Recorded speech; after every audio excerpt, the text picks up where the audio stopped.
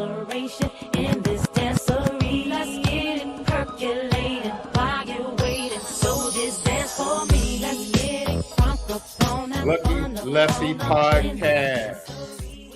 Onora Boys in the building, brought to you by Onora Whiskey, OnoraWhiskey.com. That premium American whiskey, OnoraWhiskey.com. And if you drink, by all means, make sure you do so responsibly.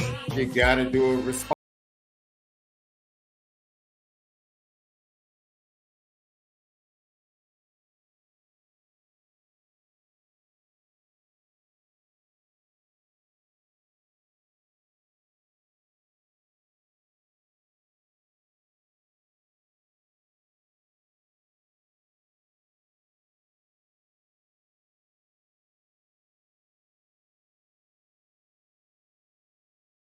I feel good. I told you it got up to 70 in Chicago yesterday, and I got on the links. I told you I was going to do it. Hit that back I told you I was pulling out the sticks. I told you, and I just did not. That's all I needed. That's all you needed, just to get the flow back. Got to get the swing right. It's the right time. I was spinning. I was shaking. I got my fix. I'm good. I'll get out next week. It's going to rain a little bit the next couple of days. Wait till the weekend, possibly get out. You see, I had to do my little nautica this morning. That's right. It's that time for you. Still got layer time. You still got the little tricky. Hey man, look, and you know who I am. Everybody knows who I am, man. I want to thank God for this day, man. I woke up this morning. I couldn't make it down to practice. We have a special guest that's going to be joining us shortly, who was at practice to give us a couple of tidbits. So I couldn't do my practice report, and the reason I had to not sojourn down to South Bend this morning is because I had my 9-month CT scan this morning. For those of you that know what I went through last summer, I had the scan this morning and it was good. I went and saw all of my doctors, my radiologists, everybody that helped me through my journey, man. And I already know the victory is I have it. I already know that, bro. You know what I mean? The CT scan is just confirmation. Yeah, you already know. You already know you won. You just trying to get that little sprinkle on top. Today's show, the theme, it started out with me in confirmation. I get the report in 5 days, but I'm fully confident, fully persuaded that everything is clear. I already know that, right? So today's going to be confirmation because we talked about Mike Denbrock and what he said this weekend. And it's not just about it being his offense. It's about to become Notre Dame's offense. That's right. This is the staple offense. Yeah, he's changing something in. Yeah, he's changing the culture, right? Changing the culture. We talked about that. And then we're going to have some confirmation today. That's going to be the thing. Some confirmation. We'll continue to hear from Mike Denbrock. We'll hear from Al Golden. But we want to bring in our special guest, man. He's a partner. He's a compadre over at Irish Breakdown. I've been on his show. You've been on his show. We welcome to, and he's the voice of Notre Dame's women's college basketball. And he's one of the best voices in college basketball, period, men's or women's. If you're honest, if you ever heard some of his calls, he's the Dundada on the mic. We welcome in Shaun Myers. Yes, the Dundada on the mic, Shaun Myers. I wasn't ready for all these compliments so early. Thanks for having me, guys. I appreciate it. I was in here looking, I've listened, like on Apple to the podcast. I think this is the first time I've ever seen the start of the show on YouTube. We got to talk to Driscoll about what's going on at the start of our shows. You guys. That's right. That's right. Here, so let's get right to it because we don't want to hold you too long. You were in practice, and we've been telling people and giving hope to the fan base, saying, we're seeing some things in practice that we have not seen before in the previous 2 years. Give us your overall thoughts of spring practice to this point and some things that you saw today or heard today, because quarterbacks talked today. Riley Leonard spoke today. Just give us some thoughts on that. Man, yeah, we did get to talk to Riley Leonard and Gino Guidugli and the quarterbacks, the quarterback coach and stuff like that after practice, and some of the linebackers for that matter as well. They did some tempo drill today. The old tempo drill is back. And I think it's one of the first times that we've got to see that and it's Malik knows what the tempo drill, it's like a Jim Brock specialty. Yeah, that's right. That's exactly right. You know all about that. Riley Leonard kind of sat it out. No surprise. He was out there with his ankle brace, that Takeo brace, and just kind of throwing and stuff like that. But the other guys were all out there, and it was pretty much what you would expect. Steve Angeli ran the first team, Kenny Minchie ran the second team, and CJ Carr ran the third team. So we got just some inklings of kind of what I thought they all, again, it's tempo drill, so how much you can take from it, whatever. But they all look pretty sharp. Steve Angeli looked pretty sharp with some of the balls he threw. It was funny because at the start of practice, I was talking to some of the other guys, and we really haven't, got to see a whole lot of Chris Mitchell do his thing. And we kind of got to see some inklings of him, I think, with some of the stuff that he was doing, during that tempo. I guess, for people who aren't familiar with the tempo, it's like the, offensive unit, all 11 runs out there and they run plays against air, basically, moving 100 yards downfield and stuff like that. So that was kind of the highlight today. Other than that, I don't know what else we really were able to take today. Because again, it's That's right. You guys have been there for the 5-period practices, so what's up with that. Yeah, we are. We should get together and put a petition in. Just can we get 10 to 15 more minutes? That's Can we get something that's worth driving up to practice for? That's exactly right. That's all. But we do have full access on Saturday. We look forward to that practice. It'll be in Notre Dame Stadium. Yeah. And so we got that out the way. That's the practice report. Not much. Riley Leonard, he did speak. Was there anything that he spoke about with the media that you felt like is worth mentioning? Yeah, he talked. I was telling you, Sean, just before we started that, Notre Dame sent us the usual list of who was going to be available today. They said they always send it out the day before practice, and so they sent it out yesterday. Riley Leonard wasn't on the list. We were going to get to talk to, the other quarterbacks, but it wasn't going to be Riley Leonard. But lo and behold, I turn around and there's Riley Leonard sitting at the table. So we got to talk to him, and he, surprise, surprise, talked about that ankle. And he said that, the thing that stood out is I asked him, like, was there anything that set this off in terms of, like the re-aggravation of that foot? And he said, no, it just kind of came out of the blue. Like it just started all of a sudden bothering him. And so they went back in, did x-rays, and decided that they needed to replace that plate that's in his foot. He said he's completely pain-free right now. No pain at all. Now, obviously he does wear that Takeo brace. It's basically a stability brace that kind of keeps your ankle from turning one side to the other, keeps, good support of it. He wears that. He said he's feeling pretty good. We asked him, like, if the blue gold game was this weekend, would he be able to play? And he basically said he'd be 50-50 to play this weekend. So I thought that was like, if it was a real game, like if it was a real game, he'd be 50-50. He said he didn't know, though, if he would actually be playing in the blue gold game. And I thought that was interesting. Like, they haven't really talked that far ahead, for a game that's basically a week and a half away at this point. Sean Starr is with us. So let's switch over, because you are the voice. And this is something we talked about yesterday. A lot of people, we had a great conversation, actually. And we gave our opinions on the national championship game for the women. And we're going to talk about, for me and Left, we kind of discussed this. Last night, we literally were watching, in my opinion, two offensive teams, totally different.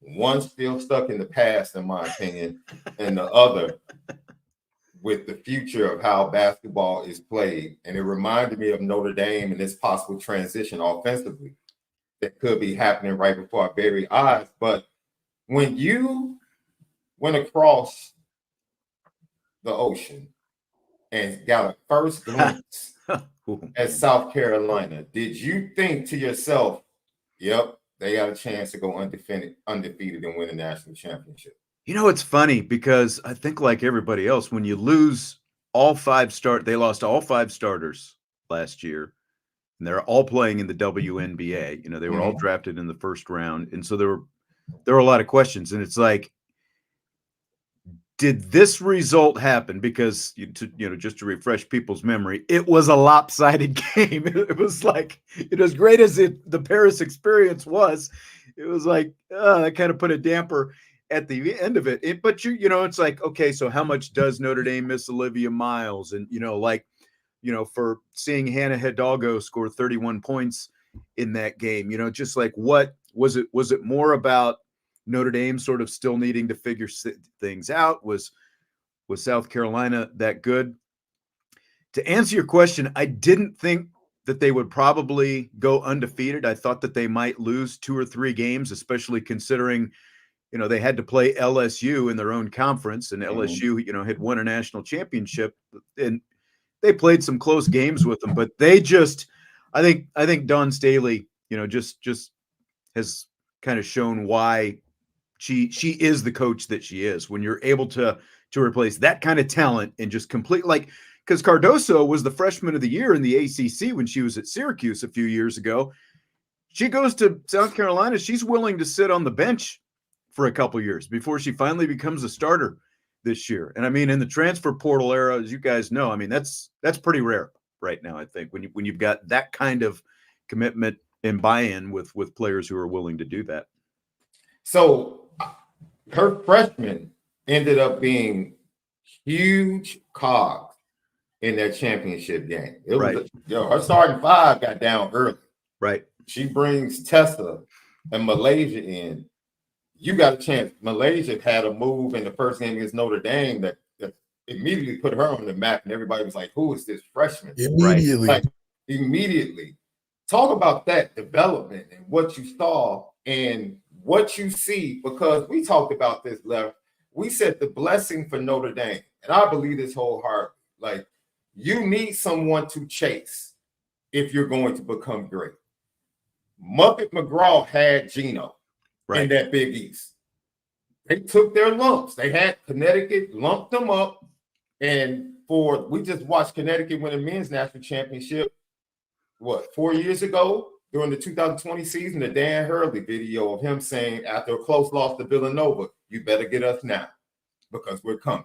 Better get us now. Get us now. And I think Niele Ivey kind of feels the same way. Like, she's chasing Dawn Staley.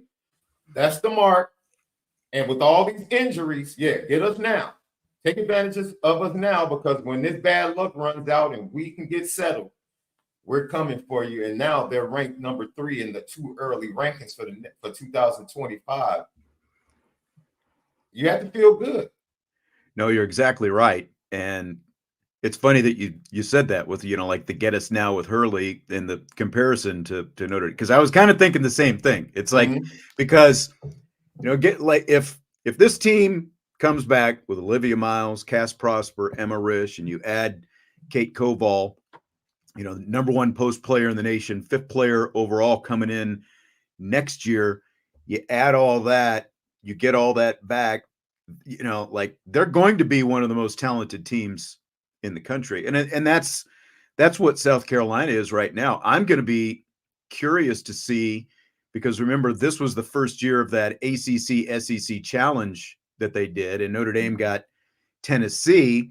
And I think it's probably because of the fact that they started off the season against South Carolina. They didn't get South Carolina. I'll be curious to see if we get another Notre Dame South Carolina matchup next season, like early December, when that challenge rolls around.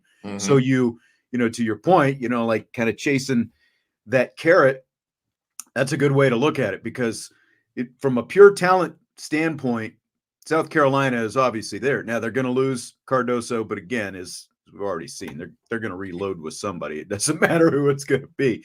But I think talent for talent, assuming Notre Dame is completely healthy next season, they're going to be as talented as anybody in the country, South Carolina included, next year.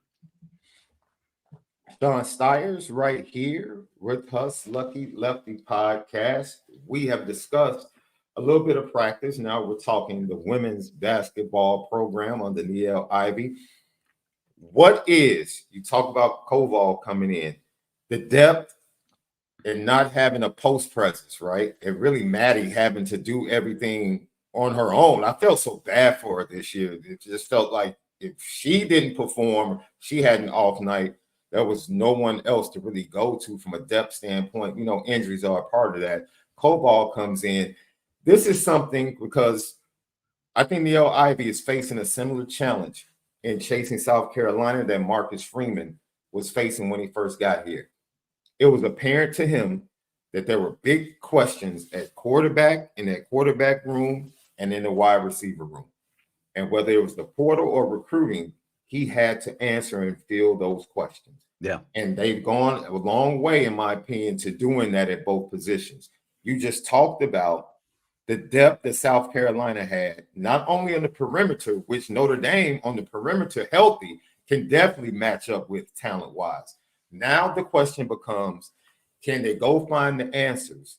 They got Koval in recruiting, but they need more depth because South Carolina can take Cardoso to the bench, and then they come in with even more depth. Like the Kitts kid who hadn't been heard from in like 5 or 6 games. She hadn't had a good game. Right. Ashlyn Watkins gets in foul trouble, and she comes right in, has one of her best games coming off the bench against Iowa in the national championship game. What does Niele Ivey need to do to answer that question to be able to match up with South Carolina and the other big-time programs inside? Because the perimeter is fine. She can recruit guards. She can develop guards. Right. We've seen that. The next step is making sure that she solidifies the inside. How does she go about doing that? Is it the portal? And she needs to help Koval, don't you think, via the portal? Oh, sure. And they'll still have Nat Marshall next year. Kylie Watson will still be around, but just like with Olivia Miles this past season, when Kylie Watson can come back is going to be up in the air because of the torn ACL. I think that'll be a big question. I do think, like, I was going through the roster and kind of, okay, who's coming back, you know, like just in terms of the numbers and how many scholarships are probably available. I would think that when she goes to the portal this year, she's probably going to, you know, try to get another shooter a la Anna DeWolf, you know, get another perimeter threat out there.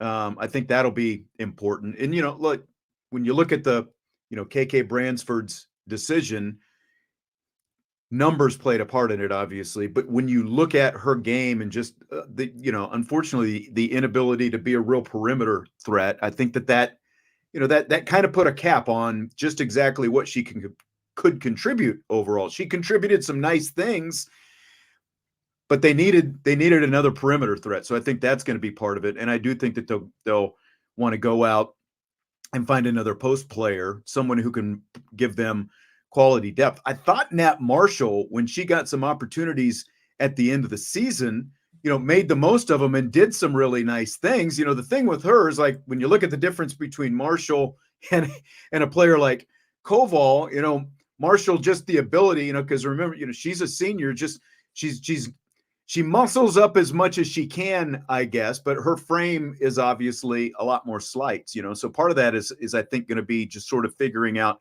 okay, how can you get the most of a player like Nat Marshall? What exactly can her role be so that she's giving you more, you know, than just a handful of minutes here and there, especially someone who's going to be a fifth-year player next year. All right. We've been on your show, and one of our favorite segments is the rapid fire segment. So we're not going to do rapid fire, but we're going to we're not going to do the L version of rapid fire, but we're going to put you in between a rock and a hard place. We're going to give you 3 tough questions. Okay. On the way out, and you answer. Okay. The next national championship head coach between men's, women's basketball, and Notre Dame football will be. Man. Yeah, will be who? We need to know. You are putting me on the spot now. I'm gonna say it's gonna be Niele. I think that program is a little bit closer. I think that it's right there. Marcus has got it trending in the right direction. But yeah, I think as I've said a couple of times since the season has ended, I think that they, you know, again, assuming everyone's healthy next year, they're a Final Four team next year to me with what they're going to have coming back. And obviously, if you're in the Final Four, you're going to have a chance to win a national championship. So I'll say slightly ahead Niele Ivey ahead of Marcus Freeman in football right now. Okay, current roster and current committed players. Who is the next Notre Dame quarterback to hoist the national championship trophy? Ooh, man. I'm going to say CJ Carr. Hmm. I'm going to say by the time CJ, within the next couple of years here, he's the starting quarterback. I think CJ Carr's got I think he's got a really good chance at being that guy. Again, when you look at especially the way the skill positions are trending, the defense is in a good place. I'm going to say CJ Carr. Wooden Award, Heisman Award. Which one shows up in South Bend first? Man. It really does amaze me. Like when you look at the fact that it's been, going on 36 years since the last national championship. The last Heisman was the year before that. And it really amazes me that considering it is Notre Dame, that Manti is still, the guy who has finished in that Heisman balloting, because you would just think that some Notre Dame player would have been there in that time. So I think I'm going to have to lean Wooden Award. It could be next year, right? Over the Heisman. Yeah, exactly. It could be next year. Exactly. Yeah. Once you look at where Hannah is. And, a lot of people talking about how are Hannah Hidalgo and Olivia Miles going to play out there on the floor. And, I've been wondering. Well, and look, I'm not a basketball coach. I do my best, just to call it, what I see during a game. But watching that Caitlin Clark, Iowa offense. Now, obviously, Caitlin Clark is the one player who stands out, but she doesn't bring the ball up all the time, right? They would let some other players bring the ball up, let her play off, and then just run stuff to try to get her open.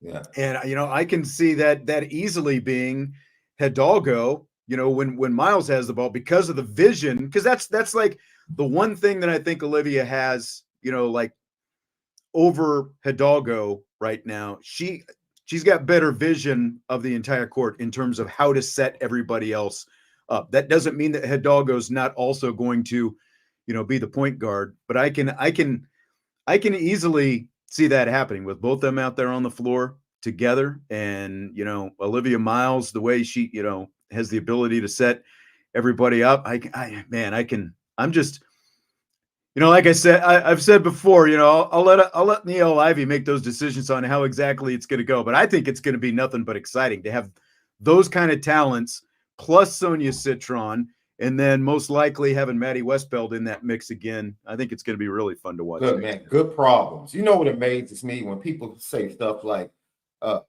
Jason Tatum and what's the other kid? Jason Tatum and Jaylen Brown. They don't fit. Right. It's the same thing we're talking about. How these two fabulous basketball players going to fit? And it's they don't fit, but they've been to 4 consecutive Eastern Conference Finals and the NBA Finals. But they don't fit. It's okay, just because they haven't won it, they don't fit. That's amazing to me with all the success that they've had. Yep. That's a good problem. Give me the 2 players. It's on Neil Ivey to figure it out. Figure it out. That's no, I have too many good quarterbacks. I have too many good wide receivers or running backs. How am I going to get this done? Figure it out. But I'm excited. I'm excited about the season. Again, you look at the roster, and she's been very selective in her recruiting. Just like you had 2 players in last year's class, Hidalgo and Rish. You had 1 player in this year's class, Koval. She's made sure that she's not reaching, especially as small as a basketball roster is. You reach a little bit too far, and things don't go the way you want. All you've got is a player sitting at the end of the bench. So I think the way she's been selective and bringing in high-end talent year in and year out, it's going to pay dividends here pretty soon. Once again, we appreciate the Dundada Shaun Stiers joining us right here, Lucky Lefty Podcast. I know you guys are going to be going live at IB Sports Talk later on. What's going to be the topic for today? So Ryan Roberts will be on. We're going to do a little, we've got some recruiting stuff that we're going to update first on the show. and then Jesse will be with me for rapid fire tonight. And I think Riley Leonard's probably going to come up once again after talking to There him. we go. Yeah. Man, you make sure you tell Jesse we said hello. Will you do. guys do great work. Go follow Sean Stiers over on Instagram. Are you on Instagram? I am. I don't do a whole lot on Instagram. Do you guys Okay. do a lot on Instagram? I don't. Yeah. Well, Malik definitely does a lot on Instagram. I'm sure Yeah, we do a little bit. Celebrity. Just gotta stay connected. I'm mainly Twitter myself. I do some Instagram. He's Right. on everything. Malik's on everything. I'm sure. Yeah, we try to keep versatile and spread out, man. Mr. Stiers, thank you so much. Have a great rest of your day, and thank you for joining us on the Lucky Lefty podcast. We look forward to having you on again. Absolutely. Right. Thanks a lot. Once again, the great Sean Stiers right here, Lucky Lefty podcast. Look, you have to have someone to chase. Marcus Freeman, we believe he has Dabo. That's who he's chasing, along with he's also played Ohio State, right? So that was a litmus test for him to chase after, to build a Notre Dame program. And then Ivy, like Muffin McGraw had Gina Oriema, she has Don Staley, and that's what you need. I'm gonna get right into it. National championship last night, UConn. Remember last week you were like, dude, how your boy? No, 2 weeks ago, how your boys gonna do it? You taking your boys against UConn? No. Those guys. No, what are you talking about? No, you see what happened to dude. That was the second best team in the country. No, seriously, second best team for Purdue sure. is the second best team in the country. Do you see what happened? Do you see what happened? Do you see what happened, Left? Do you see what happened? From the size to them being able to shoot and run. Yeah, they may not have had an answer. And I'll give you this. Connecticut didn't even play their best game. That's the funny part. I thought they played a great game. No, Connecticut didn't click in until like the end of the first half. Yeah, the end of the first half, they started heating up. End of the first half. They was playing good during the first half. Zach Edey was just getting right. He was just getting buckets. So, and then I got Andrew asked me, no, Zach Edey's not an all-time great college basketball. What are we talking about, man? Go do your homework. Find me 10 players in the history of college basketball that Zach Edey's better than. Go find. Please do your homework. He ran out of gas towards the end of the first half and wasn't the same. You know why he ran out of gas? Because he finally had to defend. We can talk about it. Oh, yeah. We can talk about it. See, we can talk about it. Because this connects to Caitlin Clark. What did I tell you? Big Ten, there's a reason the Big Ten hasn't won a national championship since Michigan State. There's a reason. You know why? A lack of athleticism and size in the Big Ten in basketball. Zach Edey had nobody to challenge him. He's better than Klingler. He's better than Johnson. But guess what they made him do? They made him work. They made him work. When was the last time you saw Zach Edey breathing hard in the first half? When? Oh, he was done. After he put up, 15 straight? He put up 15 and he was standing there. Well, I was like, yep. Yeah, he was just throwing stuff up at one point. I said, he's tired. Yeah. And if they took him out, it would have been worse. Mm-hmm. That's what they couldn't. They're like, we can't take you out. But see, in the Big Ten, Love, he can rest on defense. Remember that drop coverage? What did I tell you? Try that drop coverage against UConn's guards. They're gonna kick you. They're gonna eat y'all up all night. Yeah, all night. Castle, Spencer coming around screens, drop coverage. They killed Purdue all night. Oh yeah, all night. And they missed shots. They missed some bunnies in the first half. They didn't miss the bunnies in the first half. Oh, they just started killing Purdue in the first half. You knew what was coming. You knew what was coming. Zach Edey had 37 points. Dude, Zach Edey was getting points. He had like 12 points at the end of the game when it was over. What are we talking about? Nobody care about points, getting points when the game is over. They down 15, 16 points. Yeah, even Zach Edey admitted when the game was close, I didn't play well and I had a drought. He was tired. He was honest. That's what I respect about Zach Edey. When it counted, I didn't get the job done. All them points when you down 6, the game is over. It's 9 minutes left. That empty calorie numbers. The game is over. Even Zach Edey said, man. No, there was a point. It was a point in the beginning of the second half when it was like outside of 10. I'm like, they don't have first of all, they're not shooting well enough at Purdue. They keep driving in there. and you're not going to beat this team by scoring a bunch of twos. And Lord forgive you, miss a couple of them bunnies, Zach Edey. You get tired. That's it. You have nobody else to count on. That's it. I told you, I did a radio hit before the show yesterday to talk about the championship game. And they were like, yo, what do you think? I'm like, dude, Purdue has played one way the entire year. The entire year. UConn is not doubling. They're not doubling. So no. That's the difference. That was the now difference. The guards have to do something that they haven't been asked to do all year. Drive and finish. Create. Make plays. They can't do it. They couldn't. No. Not with the size of UConn's guards. Like just the Purdue's guard coming down the court. You got 6'5" just overshadowing him. They can't do nothing with that. And then to give the ball to Zach Edey every trip down in the beginning, yeah, it works great. And, they probably could have got the other guys in trouble and foul trouble early.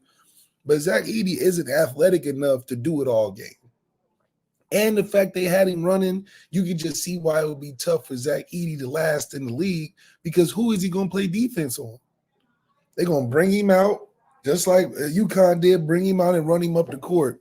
And he's only good for maybe 25 minutes in a game. But that's what happens when they were so top heavy. They play one style of basketball, and it works for the Big Ten because that's a slow pace. You got your guards type, but they just found a niche within a conference that couldn't compete with that. But when they took that out and played UConn's an all-around, just a better better team. What did Dan Hurley say on the podium? We recruit NBA players. Yeah. We recruit NBA lottery players. That's what we do, and get them to play together. That's what it. he said.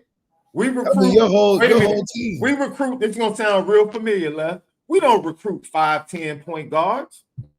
We recruit 6'5" point guards. Does that sound familiar, Notre Dame fans? Yeah, we don't recruit 5'10" quarterbacks. We recruit 6'3", 6'4", 6'5" quarterbacks. We're recruiting guys that's gonna make something that's gonna look like something. It makes a difference. It makes a difference. Notre Dame is no longer the common man's team because we're recruiting guys that aren't common. We did that before. We recruited the mailman's son. Man. Now we recruit legacy NFL players. The difference. And they may not have to be 5 stars, but the NFL legacy players like a Brian Young, like a Clark, like a Burrs. That's going to come into play when the game matters, when it's time to step up to the challenge, to step up to the plate for these big games. That's who's going to show up. Guys that have the legacy of being there. You know what? I'm going to stick up for Caitlin Clark right now in this moment. You know why? Watching Zach Edey last night, Matt Painter, you failed him. You knew you had that big dude, and the best you could go get was those guards. That was the best you could go get to support him. But it's Purdue. It's Purdue. It's Purdue, though. Remember what I told you? How the Big Ten, being in the Big Ten, because Matt Painter's like, we won the Big Ten 2 consecutive years by 2 games. That's never been done. How's the Big Ten? What are you talking about? You got the biggest dude, the most impactful dude in the league for 2 years. You should do that. But see, you were thinking small picture. Because you didn't put together a team that can win it all. No, you just put together a team that can win the Big Ten. Yeah. You beat them with one player. You didn't beat them by putting together a team necessarily. He you judged beat them with himself. one player. Like, dude, this is the same team. You added 1 6-foot guard as a transfer to a team that got kicked out in the first round last year. Your eyes should have been set on how do I beat Connecticut? Not how do I make a run to the final. How do I beat Connecticut? Because adding this little dude is not going to beat Connecticut. It's just not. It's not. And people keep asking, why did Notre Dame go get Riley Leonard? Why did Notre Dame go get CJ Carr? Why did they get Deuce Knight? Because you need depth. You got to have depth. You need depth. You don't want to leave guys hanging. No, they left. He left Zach Edey hanging. Lisa Bluter, you should be brought up on charges. You lost to LSU the same way you lost to South Carolina because Caitlin Clark didn't have enough help. Didn't have enough. Now, I know it's difficult to recruit to Iowa. I understand It's that. difficult recruit to Purdue. The easiest thing to say to transfer portal recruits was come win with Caitlin Clark. Who wouldn't want to do that? Who? But you stood pat. You stood pat. And the best player that you went and got her to help was a red shirt freshman. That's it. That didn't even play last year. So, yeah. That's pretty lazy. Lisa Bluter failed Caitlin Clark big time. Terribly. Left her hanging. Caitlin Clark needs to have an Avengers. Like, just because she's possibly the most entertaining player of basketball, you still need to put other girls around her to make a good compliment. Yeah, she can beat 80% of college basketball teams by herself. But when you're playing these teams that got some stuff to them, that's depth, especially that's where Notre Dame is going to win this year in depth. You got to put at least another couple shooters. You went that whole offseason thinking you was going to get that far. That's just lazy coaching. That's lazy recruiting. You relying on your morals. You're not looking big picture like you said, because UConn, that's a fully built, top to bottom. They got dogs for you, and they didn't double Edie. They should have went into the game and said, if they don't double Edie, Purdue has no chance. Dude, and this is the thing, because a couple people have said this. Well, Zach Edey came in with Jaden Ivey. That's his class, and if Jaden Ivey stayed, they would have won. So that works both ways, because you forget all the underclassmen that UConn put in the NBA. So if they came back, then Purdue's not winning that game. If we playing that game, you bring back the underclassmen that went to the league from last year's championship team, they're not beating UConn. They might lose by more. Yeah, they might lose by more. We can't play. I don't know how UConn was able to get away with such recruiting all the way in Connecticut. That's the question. What do you mean? Like he said last night, UConn has been running college basketball for the last 25 years. Danny Hurley told you 6 titles in 25 years. Who else has done that? Yeah. Who? With 3 different coaches. That's the thing, with 3 different coaches. Calhoun, Kevin Ollie, Dan Hurley. 3 different coaches, 6 championships. What? Yeah. What? This is the thing. They got their own network. ESPN is basically UConn right there. media. Yeah. They got their own network. Yeah. So, man, look. And they've done it on the men and women's side. That's crazy. Yeah, the women were in there. They just missing 1 or 2 pieces themselves. But South Carolina, like you said, is the lead horse right now. And their recruiting is just absolutely insane. They got a UConn type of recruitment, depth and size. Mm-hmm. I mean, Raven Johnson is a big girl. Yeah. I mean, not big, but I mean, she towers over Caitlin. Man, So look. you got different kind of athletes going to these schools for sure. Let me tell you something. When you get out rebounded by 20 versus LSU and lose the national championship, and you come back with the same lack of size, Yeah, Lisa Bluter, you failed. you That's failed. the challenge Neil Ivey has. Okay, we got Kate Koval coming. You need some size. You need some size. If you're going to win the national championship, you just saw South Carolina. They're losing Cardoso, but they're bringing in 2 McDonald's All-Americans. And I guarantee you she's going to the portal. Oh yeah, she gonna get somebody out the portal. You already know South Carolina was built on post play. They call it post play university. That's what they call it. Yeah, We put post players in the league. and we ain't saying that Neil's got to get the best post player, but she No, got to get something. Somebody that can help you compete. Zach Edey is 7'4". Man, Connecticut out rebounded Purdue by 18. 18 left with a 7'4" dude on the floor. The whole game. The whole game. Yeah. He sat out a minute. And in that minute, they got a 3-point play from Clinton. As soon as he left the floor, Connecticut was like, oh, we're about to eat. We're about to eat. Throw it inside. We're about to they were going inside all day on all of them. Oh, man. And he blocked some, but that didn't mean they was gonna stop coming. And they were just all around the rim too.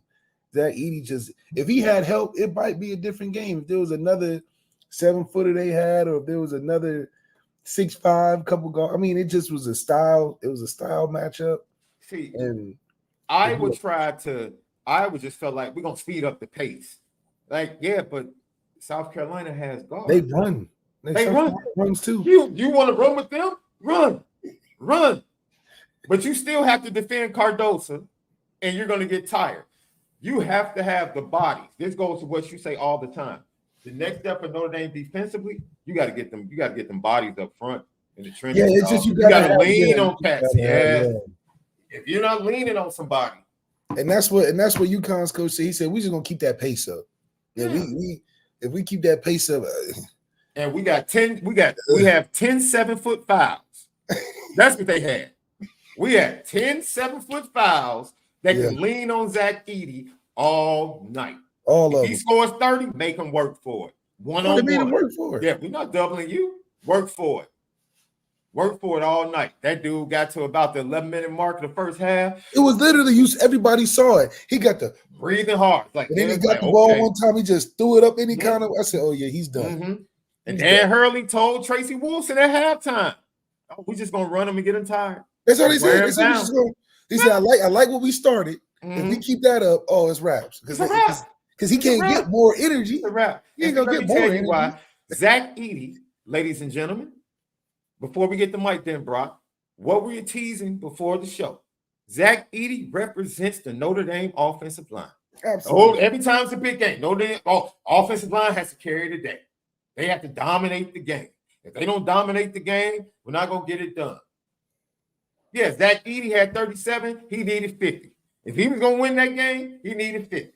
He had to be perfect. He had to have a Danny Manning in the Miracles game when they beat Oklahoma. Yeah, he would have had to have Zach Edey realistically would have had to have 50, 20, 5, and like 7 assists. Facts. But and that's even playing it close. That's like to even be within a chance of winning or a 2 or 3 possession game, he would have legit had to have dropped 50, 20. 6 or 7 blocks and like 8 or 9 assists. That's the only way. Yeah, Wilt Chamberlain game. Because other than that, UConn just had too much. Even when Purdue was getting a little warm, making a couple back-to-back, UConn make a great 3. Great putback. Hustle point. I mean, it's hard to beat a team when you can't win. I mean, when they're not missing shots. UConn wasn't missing shots either. So, like Spindler was number 12. Spencer, the transfer from Rutgers. Yeah, he was.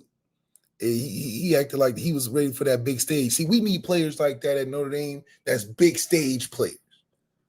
He was yelling. He was talking that stuff. He was hitting no. See, let me tell you something. He transferred from Rutgers, bro. He wasn't doing that at Rutgers. He went and got around some dogs. He wasn't acting like that at Rutgers. No, he wasn't. Illinois was smack. Illinois used to smack that dude. Terrence Shannon used to give that dude the business at Rutgers. No, he wasn't doing all that talking at Rutgers. But he got around some dogs. See, that's why you get around the dogs. He started getting that bark too. He said, "Wait a minute."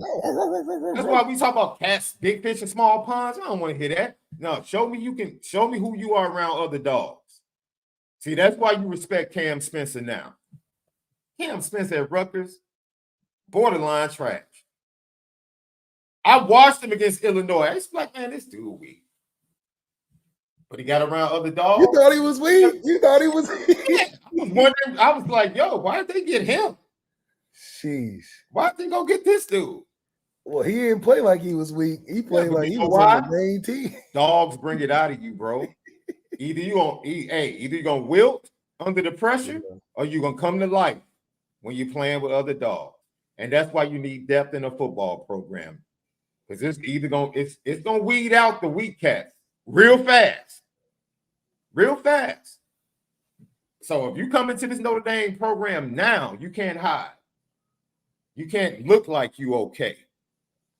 Because you have to play early. Because there's no depth. No, my man. We got other cats. You can mess around if you want to. Yeah. You'll be in that portal. You mess around, be in that portal. And that's where it's at, man. That's the promise and the hope of this season, bro. But that's what, Purdue is literally what we geared watched. just for the Big Ten.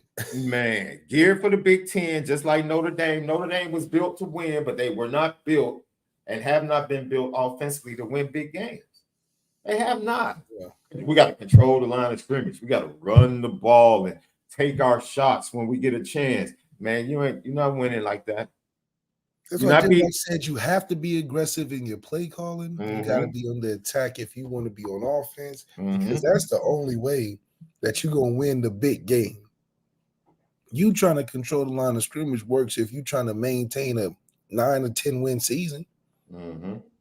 But that's the point of the game, is to score. And you're not going to score by playing time of possession and trying to fight for 5 or 6 yards between downs. So I think that Denbrock, his mentality coming into the program is what is needed to take the next step, because I don't believe that our previous offensive coordinator in Parker had enough goal to be aggressive offensively. It just wasn't. He's like, let's just compliment the defense and see how far we can get with our defense leading the charge. That's not going to win the big games, even if it appears as if we're close, because we had all the right ingredients to beat Ohio State. It was just the mentality wasn't going to beat Ohio State, because what Ohio State do in 1 minute? They said, we going to be aggressive. Yeah. You're going to guard us in the slide. You're going to press in the slide. We're going to throw the go route. Slide fade the best route in the and they did it without an elite quarterback. And they got rid of the guy for winning 11 games. Kyle McCoy hit the transfer portal quick and fast and in a hurry.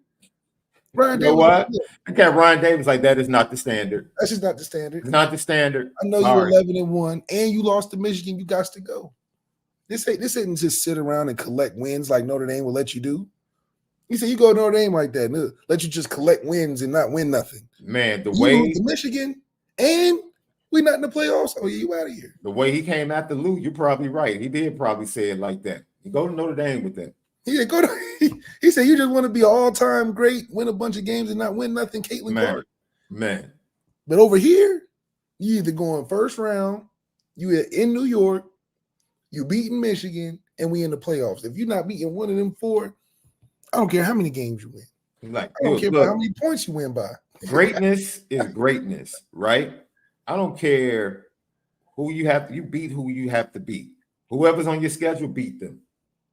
Greatness is greatness. I don't care where you are, but if you want to be proven, yes, and you want that respect, you're gonna have to do it against other dogs. That's it. That it's just a whole nother level. It's an entirely different level of respect. It's when so you hard do it against the dogs. So hard to get respect. If you do all the intent, you got all the records, all the goodest, the best game. But if you can't win those games on the schedule, you just can't sit at the table of the big dogs. You can't. And Notre Dame fans, that's where we're at. We're waiting for the right to sit at the table. That's right. We know who we are historically. To get up. The history, the lore, the brand, the finances, like we know who Notre Dame is. Yeah, that's not a question. Nobody has any power to get rid of Notre Dame from being a power broker in college football. They can't. That's forever. But we got to get to that table, ladies and gentlemen. Yeah, it's like we can't. And what you saw last night, we believe. Did you see how freely the UConn offense moved? Oh man, they just start running their sets. They didn't care what the energy double screen going to the right with a backside flare coming. Then they got to reverse. If that doesn't work, they reverse it. The big gets it, looks, X cut off the big. It gets down to 10 seconds. The big can score. Side pick and roll. Yeah. Dude, man. And Zach Edey's like, man. Zach Edey's like, I ain't seen nothing like this all year. They were running actions and getting good looks. Yeah. It wasn't like they was just tough to make. No. They were good looks. They were just missing a couple bunnies. Other than that, they're finishing at the rim, open 3, or they get the rebound and the dude be in the right place, a backdoor or hit him under the basket when Zach Edey's all the way at the free throw line. Coaching, tremendous. That was a perfect example of when you have a good depth team and you have great coaching. Man, It wasn't at one point where you kind of looked out of control, where it was like, oh, they just relying on some playmakers to make some shot. No. They had playmakers just running the offense. It was real beautiful to watch. I mean, they calling sets, and the coach was animated. Hurley was animated. He was every time that Edie bump a dude, he like, oh, that's a foul. ridiculous. I mean, Hurley was now, in his I bag understand. last night for I sure. used to wonder after watching last night's game. I fully understand why he gets under the skin of a lot of people. Absolutely. I can see why absolutely. fans are like, I can't stand Danny Hurley, man. I can see it. It's like, oh, this man. Even Bill Raftery said it on the broadcast, like, man, just coach. Just you're doing too much. Just coach. I mean, he's slapping the floor, bumping his own player. I mean, he's engaged. I thought he was gonna be calm. You know, they shaking up. The man got a turnover from trying to push Cam Spencer into the play, bro. Can you imagine? Yeah, let's run it. He talking crazy to Edie at the timeout, talking about, yeah, you can't do that. You up in the game talking about, yeah, you can't do that, Edie. What you doing? That guy Danny Hurley, I was like, boy, this is a wild dude. You should have known when he said, y'all better get us now. Because when I'm coming, I'm not playing with y'all. I'm gonna be talking that stuff. I'm gonna remember all them times y'all wrote them articles about me. He said, we building it the right way. It's on the way. Man, that's funny. And he took it, and that's a coach that just knows he's got that team. He got that team that he can do all that extra stuff with. Because he's like, I'll just run these sets. What you talking about? Andrew, man, because Andrew always tries to come with counters. You need to come with a better counter. Because I didn't say anything about a conference. Notre Dame plays big dog. Oh, yeah. We played DJ. Alabama's coming up on the schedule. Ohio State's been on the talking about this year. Yep. What are we talking about? Notre Dame historically plays big dogs as an independent. They played Florida State. They played Florida State this year. They go down to College Station for game 1. Notre Dame doesn't need a conference to play big dogs. Absolutely. Because let's talk about this year. Who's BYU ever playing? What big dogs existed in the Big Ten? Ohio State and Michigan. Penn State ain't a big dog. No. Penn State has not been a big dog under Franklin. Just a big disappointment. Thank you. They just as bad as us in big games. Thank you. The Big Ten had, before this year, they added USC and the others. The Big Ten up until this year has had 2 big dogs. And That's then it. everybody else. Top heavy. Two big dogs and everybody else. Notre Dame puts 2 to 3 big dogs on their schedule independently every year. Every year. Which is funny. Because originally they were going to put Notre Dame in the Big Ten Western Conference, left. What? That's the Iowa, Wisconsin, Nebraska. Minnesota, Illinois. You really? We would lose so much money. Bro, do you know how many Big Ten championship games Notre Dame would have been in? 31-1, just like the ACC. Because they already had Michigan and Ohio State on the east side, so they wanted Notre Dame and their brand to balance it. Who would balance it with us? It'll be us and who?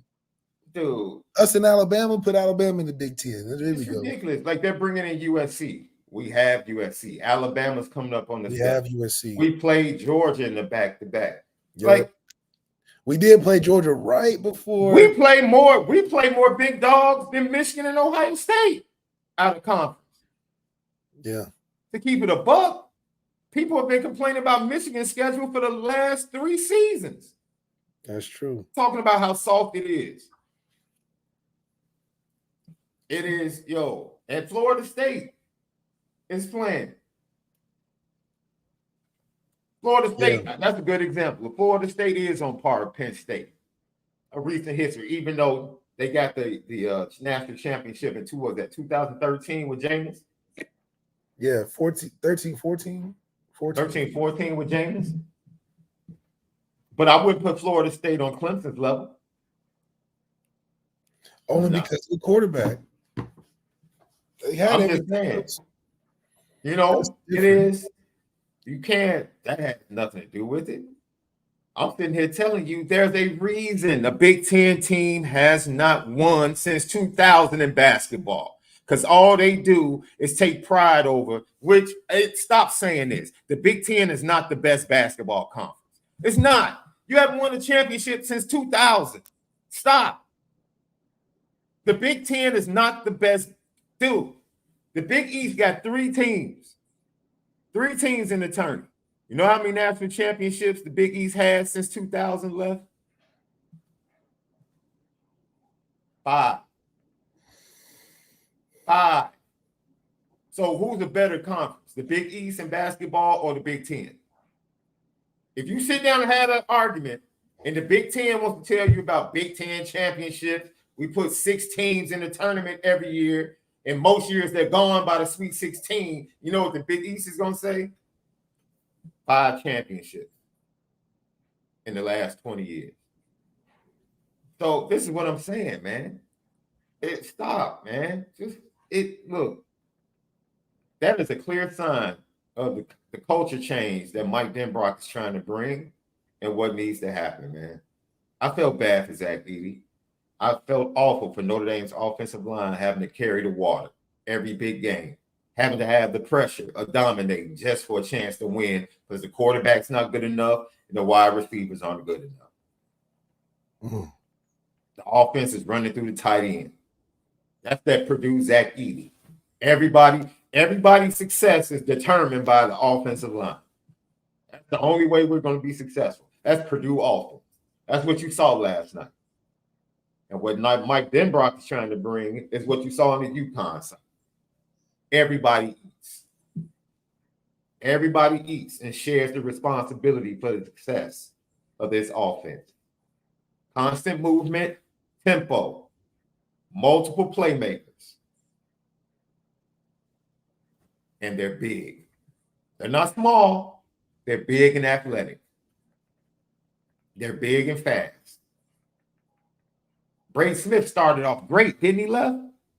Remember I told you North Carolina State pressured him and you saw him wear down and play his worst game? He came out hot.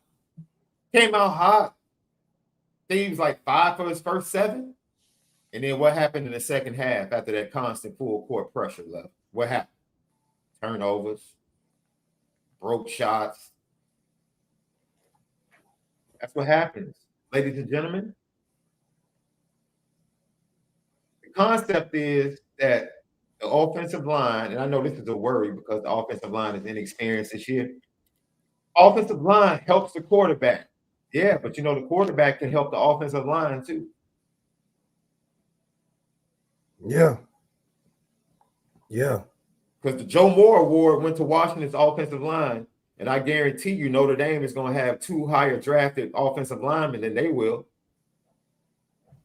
But somehow, some way, they won the award for best offensive line. Why? Because they have a quarterback that can read defenses and get rid of the ball quick. That helps a lot. It helps a hell of a lot. Mike Denbrock Left. He talked some more to the media. He talked about the young quarterbacks getting reps, Left. Tap in on this. I like both. I think they're both incredibly talented guys. I think, you know, they're both very, very determined to be the guy, which is awesome. And you want that type of competitiveness. And I think there's a lot of learning and understanding that's still got to happen there, but that's you know, a new system and a new way of kind of doing things that they're not quite used to yet that will come along, and we'll get a chance over the course of the summertime to kind of reintroduce what we've already introduced in fall camp, reintroduce what we've reintroduced in the summer. So we've got a good opportunity to really make some giant strides between now and when we get together in fall camp. Hey, it's the muscle memory, as he says, repeat it. And this is what's interesting about the Riley Leonard thing, is because when is he going to get a chance to repeat it? He's sitting on the sideline with an ankle brace on, not saying that he can't bounce back from it, but it's going to be tough considering that Denbrock is a guy that's about muscle memory. He's a guy about continuity. He's talked about that before. A guy that likes to get ingrained in the things that they do well. And for a guy transferring in for 1 year, how do you know what he wants to do well? So fortunately, the offense is going to be workable for all 3 quarterbacks.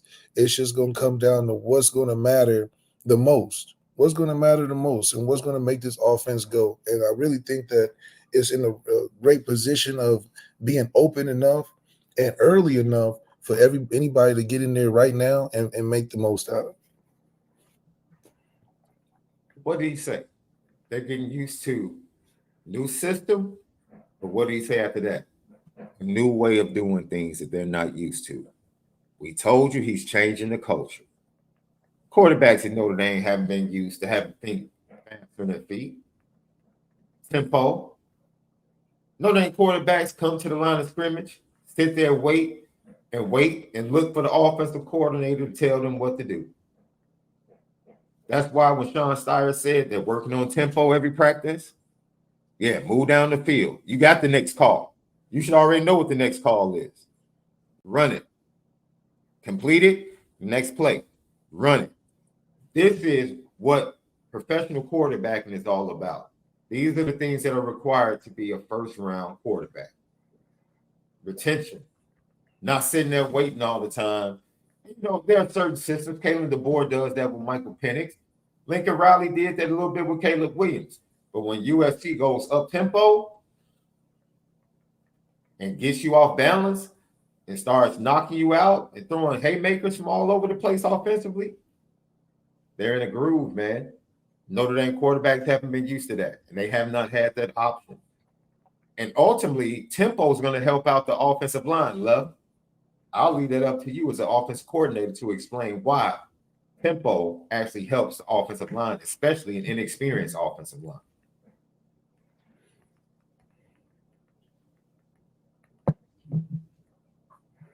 Yeah, especially experienced offensive line. And what's cool is that that's going to be the constant. What's good about Denbrock is that he's got an offensive line. He's like, not that he doesn't have to worry about, but he knows that he can do multiple things, which I think he believes that is going to take the offense to be able to do multiple things to be successful in these playoffs. We got to be versatile enough to know when we can run, when we can throw, when we need to do play action, when we need to be aggressive, when we might not to be. And that all depends on how well the O-line holds up. Thank goodness we've had enough experience with Coach Rudolph. We've had some of the leftover from Heastan and that offensive line group that is young, but in my opinion, young but technically experienced. They got the right stuff that they're made up of to be young, but also still be productive and a top O-line in the country. Maybe not the Joe Moore Award, but they're going to be floating around that top 10. You get a top 10 offensive line with the talent that Notre Dame has, a play caller like Denbrock. It's only a matter of time when we put everything together, and it doesn't have to be a championship offense in the spring. But Denbrock is telling you, he's like, yeah, some days it looks really good. Some days we look like we figured it out. But by the time we get to that game one in College Station, we'll be much more along, much more figured out than anything that Notre Dame, that Texas A&M has. Let's hear from the OC once again, man. He's talking about the tight ends and Mitchell Evans. He's a very smart guy, and he knows football. I think he's anxious, as we're anxious to get him back, and he's anxious to be back. So I've loved his approach to learning what we're going to ask those guys to do. He's going to be a big piece of the fall answers that we need to be really good and consistent offensively. So I'm excited about working with him. A lot of people are worried about the return of Mitchell Evans. I would be worried if it was going to be the same Notre Dame offense, but knowing that the primary formation for Notre Dame was probably going to be 11 personnel with 12 personnel sprinkled in. I think Mitchell Evans, along with Cooper Flanagan and Eli Raridan and Jack Larson in the room, I think Notre Dame is okay. And with David Short, I think they're okay, bro. I think Notre Dame's going to be okay. Mitchell Evans can take his time and get fully healthy. Yeah, I think this is just one of those things where we're not rushed. Like you heard our guy talk about CJ Carr may be in the one. Yeah, because CJ Carr is going to reap the benefits of a team that's getting built to a point where somebody's got to win it. Mm-hmm. Because it's coming down to, okay, we've addressed all the issues. We've built ourselves up well enough. Now it just comes down to what it's going to take to get to that next level. And it's the quarterback. And CJ Carr at that stage in the next year or so, year, 2 years, will have that experience. Maybe not on field, but enough experience to lead a team that's well built. You really like the position of quarterbacks that are on a team that just don't lose the game. Mhm. We're kind of in the middle right now in that, but in 2 years from now, it's just don't lose the game. Can you guide this team all the way to the championship? And I think CJ Carr has enough talent to do that. The new things that Mike Denbrock's installing, he talked about that as well.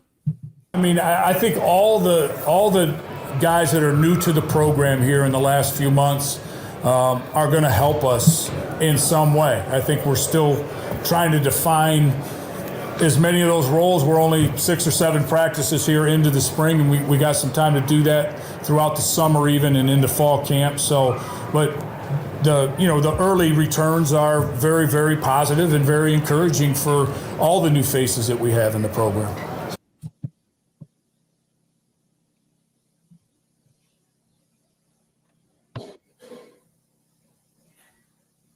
Man, look, bro.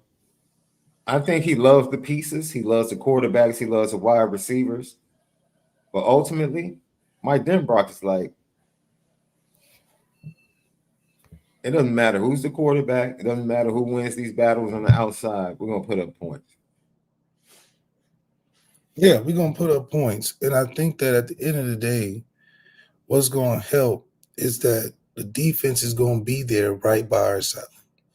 Mm-hmm. The defense is going to be giving us opportunities all season to capitalize. Now, with a high-powered offense and the top 10 defense, those are the balance that Marcus Freeman's looking for. And I think we got that. I think we finally got the balance we've been looking for. Lucky Lefty podcast. Speaking of that balance, we'll hear from Al Golden, who I told you he's talking that ish, but don't expect it to be the way we would talk ish. Al Golden talks ish in that very subtle, nonchalant way. Nobody does it like Al Golden, your defensive coordinator. We hear from him coming up next. We'll be right back. We spin it different. What's up, family? The merch shop is finally here. Lucky Lefty Network merch shop. We got it all. From the shirts to the hoodies to the hats to the nitty gritties. Come here right now. Shop with us. Come get the swag because if anything else, we spin it different. You see the gritty. You see how we get down. It's elite. Hey, yo, if the party is right where you standing at right now, and it's all good in here, make some noise.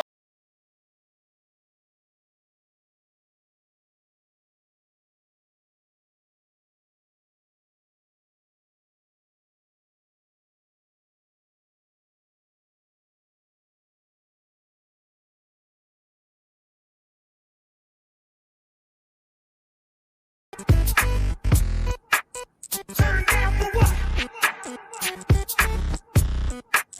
Turn down for what?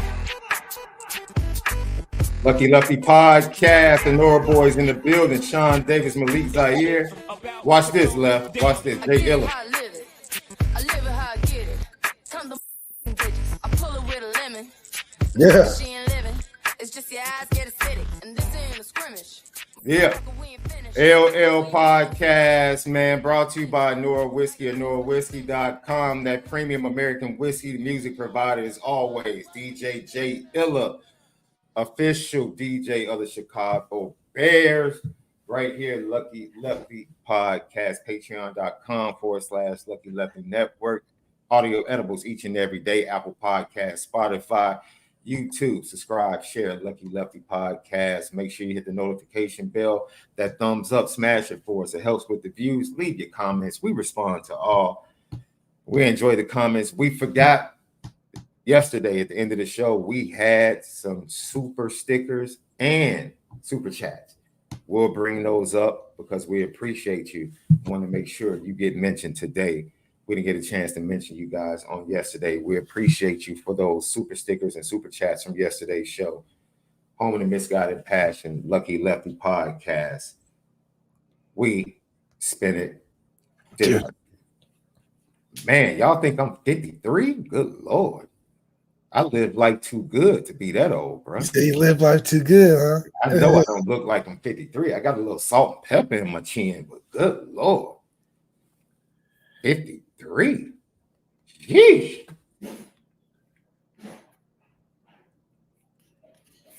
'53 is a good age, man. You still got a long way to go, but you're not. Oh, 53. every age is a good. Hey, every day you can live is a good day. Every year you can live is a good year. It's a good year. Because at the end of the day got to end. I just love that. That Glorilla word right there, that will preach each and every day. At the end of the day, at the end of the day, everything is everything. Everything is everything. Everything is everything. And at the end of the day is gonna end. That's yes, right. Sir. Glow is on one with that one. I might get a T-shirt. Everything is everything. And at the end of the day is gonna end. Yes. Lefty podcast, man. So we talked about changing. And Lilo Galante, get to the bad question. It says, will Alsbury get a chance to start at linebacker? Well, you know, that's a perfect reason to bring up what Al Golden said when he was talking about building depth on this team.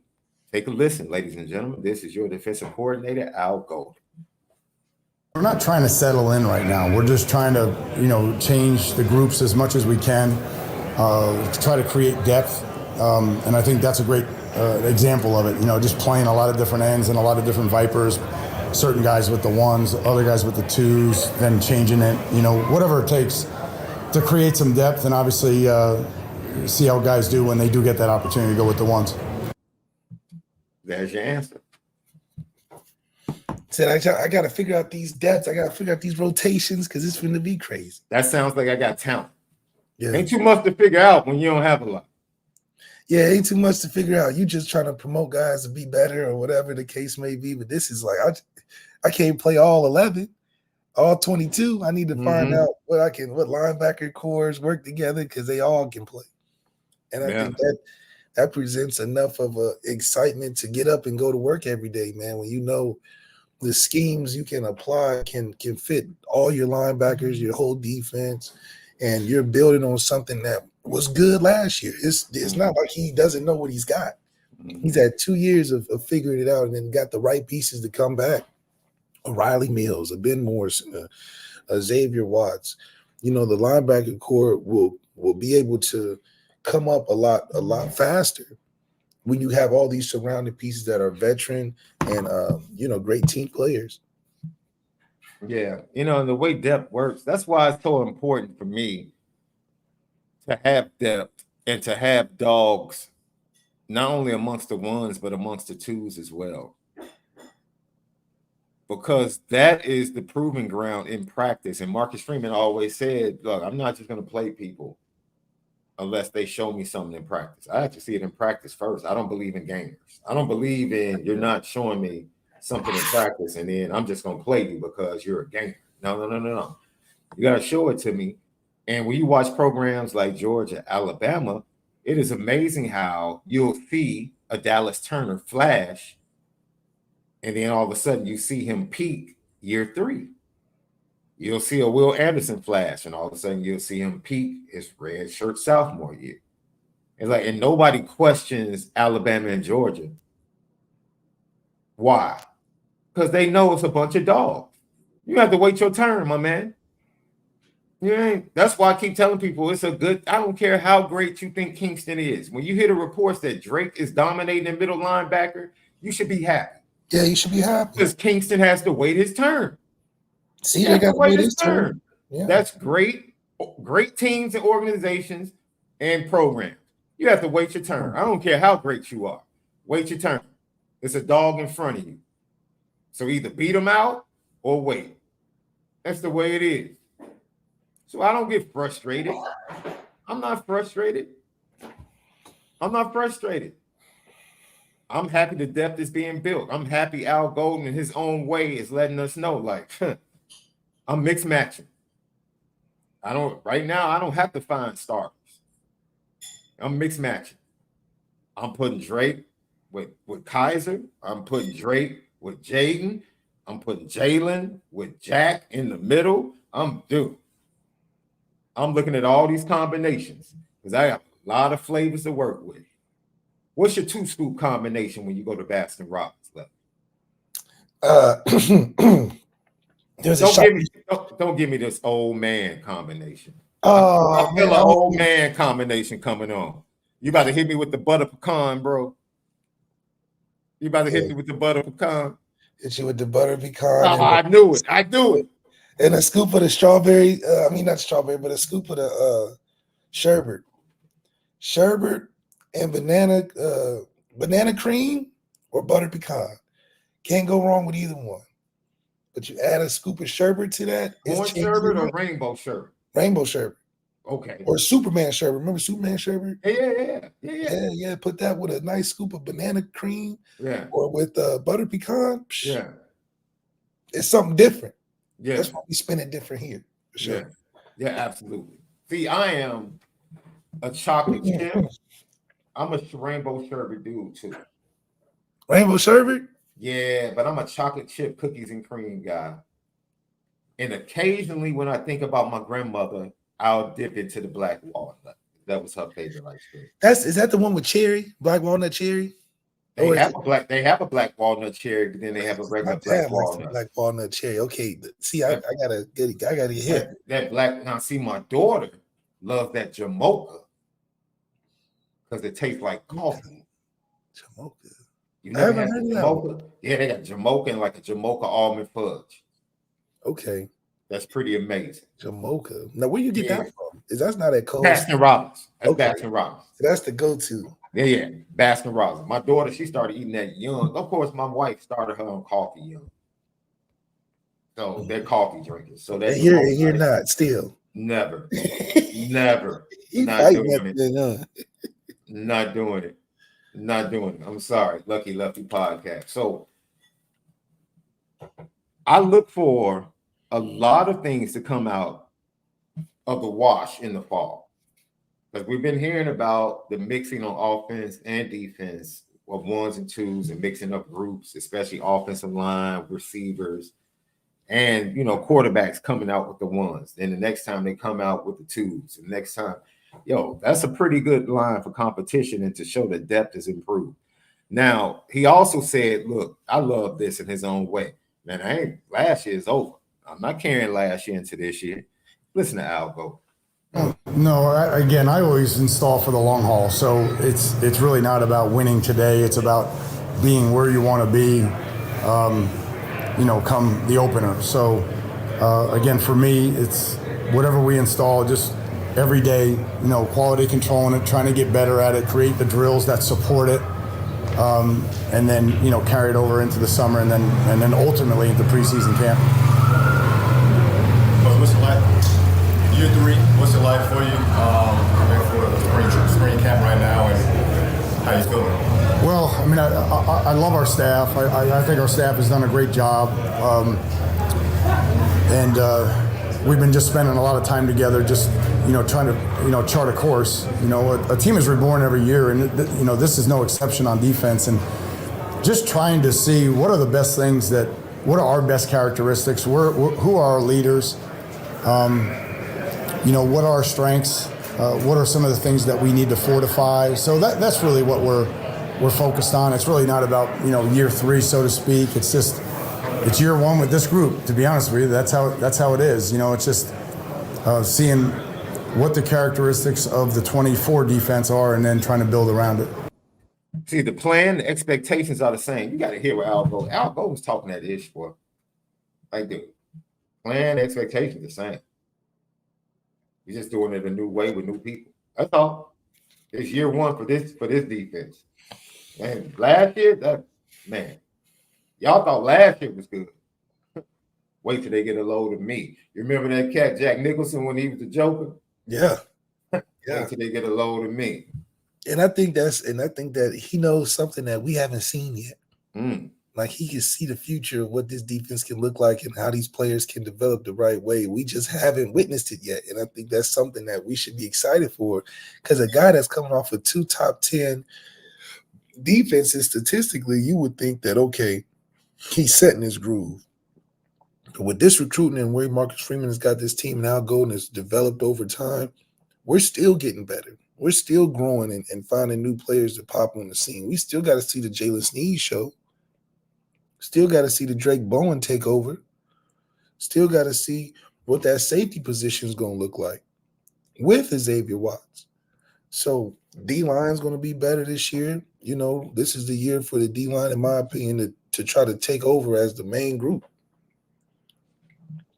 We got enough talent in there to make some sacks production elevate. Man. And that's going to help the young linebacker core, and he's going to give us more turnovers from our secondary, who I think is debatably one of the top 10 in the country itself.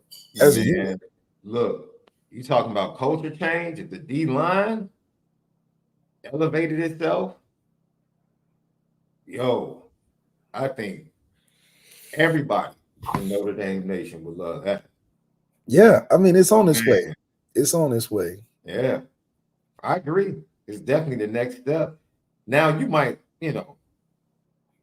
I'll let you ride on this one, Lefty. Someone asked him about, who you're looking forward to for leadership this year. This is what Al Golden had to say. Their legacy, right, is that, they did it every day for a long period of time. And now we have the next generation, and it's their chance to carry the torch. So that's what we need, whether it's X, who I think was just up here, and Jack and Riley and Howard. And there's so many guys that really have a chance to step up. And leadership is not limited to fourth and fifth year seniors, like other guys can be leaders, and younger guys can be leaders, and we're starting to see that. So I think those are all the things that we're trying to identify here in the short term, and then, kind of plot the course as we get into summer. When's the last time you heard somebody say, other than fourth and fifth year seniors, hey, we're starting to see youngsters? We got youngsters that can be leaders too. That shows you that that's a team that has some talent. Talk about it, Love. That just means Talk about it, Love. Max Bullocks gave you a little insight in his conference before spring. He said, we had guys that were seniors. They did a great job. Mm-hmm. Guys that do what they were supposed to do, taught me the offense. But he said this year, you might see some stuff. We're not throwing in there just because they seniors. Yeah, we got Jack Kaiser. He's a great help. We love him. But we might see some things this year, my first year, that's going to turn some heads and raise that expectation of that unit. And I think that just speaks for the team itself, is that, hey, man, we may be veteran, but our talent is dispersed throughout all levels. And the best man truly is going to play. And I think that has no, because we're good for reserving certain spots for age. We got to age.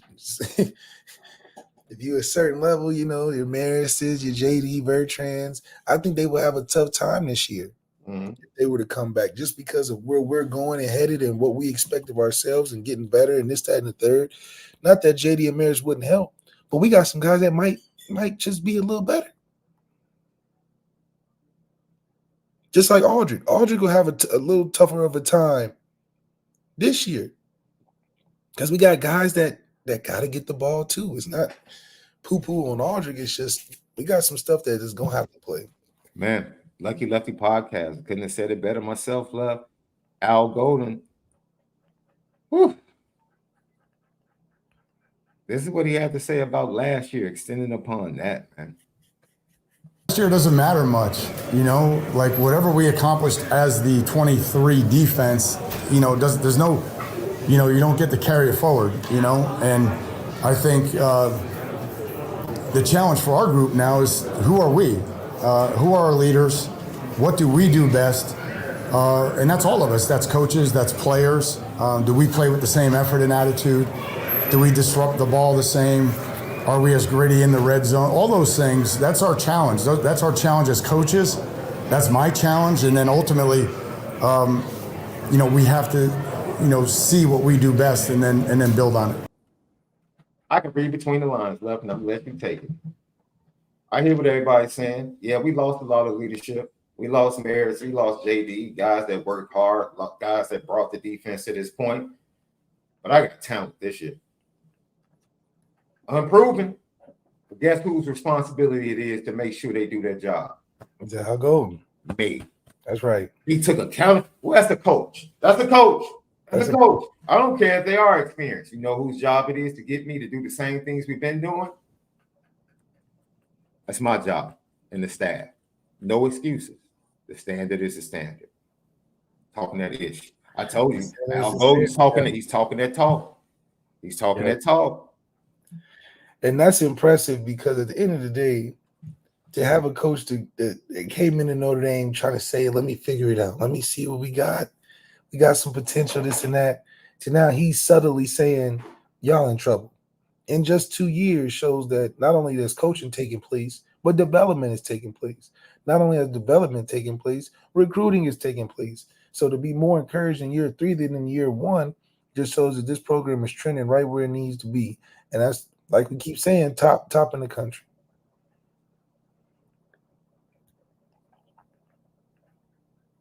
Man, hold on. Lefty podcast.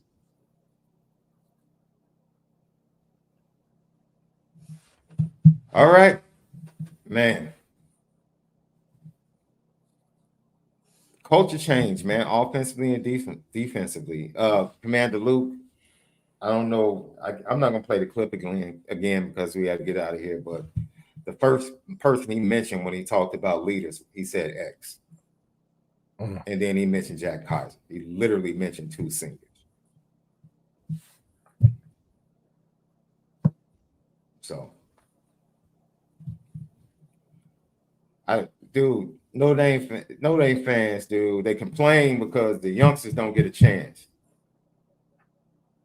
to play and be leaders. And then you have a coach that says, yo, we got X, we got Jack, but then we got some young players that are stepping up to be leaders. And then there's an issue. It's like, dude, we've been complaining and waiting for youngsters to get an opportunity. They're finally getting the opportunity to show that they can be leaders and great players. And then it's a problem because we don't have enough 4th and 5th year guys leading. Yeah. Which way do we want it? You want to have good leadership with enough young talent that plays and it can balance itself out. I think. Yeah.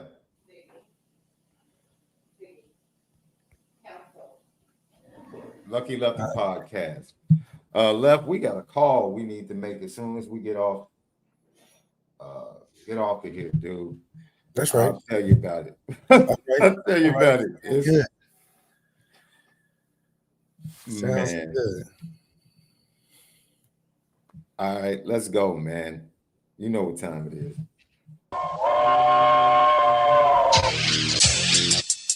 Petticoat, petticoat, petticoat junction.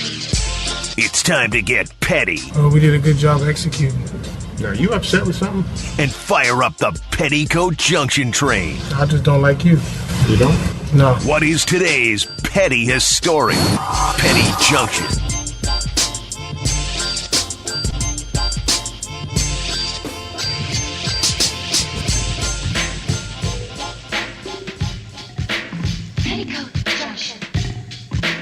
Lefty podcast, Petticoat Junction, brought to you by ONORA Whiskey, ONORAWhiskey.com, that premium American whiskey, ONORAWhiskey.com. Hey, man, I'm rocking a hat, but this entire organization needs to be on. You still beefing with the organization, man? Dog, this is the worst, bro. This is the worst, bro. They scored 16 runs in 9 games. It's early in the season, though, Sean. Left. 16 runs in 10 games. My fault. 16 runs in 10 games. That's an average of 1.6 runs per game. Runs. Not points on the board. Run. We talking about bases here. No, just actual points on the board. That's still absolutely ridiculous. What would be a good number then? Like, what's the average? Dude, the Dodgers are averaging 6 a game. 6. The Dodgers are putting up 6 and losing games sometimes. Yeah, I just watched the Cubs and the Padres. Cubs went up 8-0. The Padres ended up winning 9-8. What's the problem? They're not paying nobody. That's what it is. They're playing the Tigers. Then they got swept by the Royals. Then they got beat up by the Guardians. Patrick Mahomes' team. Yes. Patrick Mahomes is an owner for the Royals. Big major owner. Yes. It's absolutely berserk. Lucky Lefty podcast. Come down to the petty train. Lakers fans and Golden State fans on social media clinching a playoff spot for the play-in. What? Man, y'all starting to embarrass me now. Oh, yeah. Two championship organizations like that jumping up and down for making the play-in, you should be disgusted. Having 2 top 5 players or 3 top 10 players a month. Wait a minute now. Those rosters don't have 3 top 10 players in the NBA? Everybody's excited because they know what can happen if they get into the playoffs. Not if they face Denver in that first round. Yeah, Denver been struggling lately. Denver been, hold on now, wait a minute. Denver been struggling a little bit. The Lakers don't want Denver. They don't. They don't want Denver. I don't stop. I think Anthony Davis got enough of Jokic last year. And this year when they played. And this year, yeah. Anthony Davis, man, everybody wants to see Anthony Davis just turn into that dog one time. One time. Where he's just dominant, turn into a Zach Edey. Mm-hmm. But outside of that, if Denver somehow slip up, because Minnesota can still get one spot, right? Yeah, let Minnesota get the one. That's what you're praying for. See, you gotta pray. See, that's my point. That's my point. The Celtics ain't praying. Celtics don't care who they play in the first round. Who? Celtics don't care who they play in the first round. Who are the Celtics? Where are the Celtics going this year? The Denver Nuggets care who they play in the first round. See, y'all got the losing mentality. We sit up here praying. We say, let Minnesota be there. It's not a losing mentality. It's about positioning. It's strategic. When you get to, like LeBron said in his post game, in his podcast with JJ Redick, he said when you get to the playoffs, it's about up here, not about the skill. You can get far with talent, Minnesota. You can get to the second round, Minnesota, with all that talent. But when you get past that, you're in the Western Conference Finals. It's about here, the space between the ears. And we know that Golden State and the Lakers specifically, with that man LeBron James in the right spot. So he's trying to play, like he said years ago. He said, I don't care if I'm the 1st seed or the 8th seed. If I'm in the playoffs, it's a problem. It's a problem.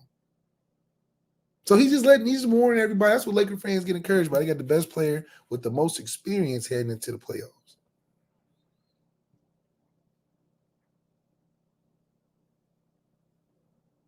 You done? I'm just saying. You done? I said it over a month ago, and I'm going to say it again. The Lakers currently sit in the 9th spot. The Golden State Warriors currently sit in the 10th spot. They will play a game to see who continues on. I'm telling you now, if the Lakers lose that play-in game and get sent home, don't show up the next day on the show. Don't you show up. Don't you show up. I'm telling you. Take it in a one game. Boy. Ron or Steph Curry. Come on, man. That's left. All I said was, don't let it happen. That's it. That's all I'm saying. Just don't let it happen. That's all I'm saying, left. I'm not saying it's even going to happen. All I'm saying is don't let it happen. Don't let it happen. Do not allow LeBron James to lose a play-in game and sit at home with his son and watch. No, they're gonna be training for the draft. What do you mean? Here we go. Yeah. Them boys training for the, What? I wouldn't be surprised. He's joining the armed forces. What draft you talking about? He'll be a late 1st round pick. Zach Edey's a late 1st round pick. What are you saying? Bronny's a late 1st round pick. We got black nepotism now. Well, who? The G League? Come on, man. Don't do Bronny like that, man. No, you heard LeBron say he can play right now with these bums in the league. Bronny did that to himself, brother. I didn't do anything to Bronny. You heard I what LeBron haven't said. done it.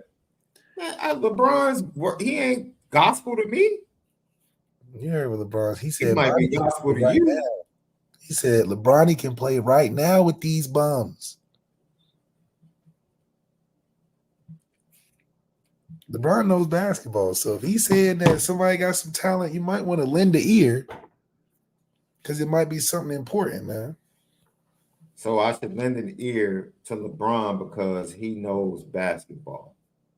I mean, he's been there, he's done that, that whole thing. So I'm not gonna be surprised if when he's saying Bronny's got it, that if he balls in the league, I wouldn't be surprised because LeBron's already putting it in your mind that it's right there. What exactly does Bronny have, Malik? I'm still, because to say someone has it, he would have to have shown it. He's shown it in flashes. What flashes? He has a nice pull-up. He plays great defense. Oh, you talking about when he pulls up to the party at USC? You talking about the car he's in? He does have a nice whip. His NIL game is on point. Late first round. That's all I'm saying. For Late what? first round. In the draft. NBA draft. The elite squad. He might even dress up and go there. Barney will get picked up. And he was, like he said, like Andrew said, he wasn't McDonald's All-American. I'm sure he's picking up tons of offers in the transfer portal. Oh, you're right. He will get picked up. If LeBron loses, he's going 24-hour dark 030 training Bronny for the league. He's gonna come out looking like a different player. Come on now. Come on now. Stop. Don't distract. Stop that. Don't distract. Don't distract. Don't just make it seem like, if he loses, he's just gonna help Bronny. No. We need to talk about the fact this dude didn't make the playoffs if he loses.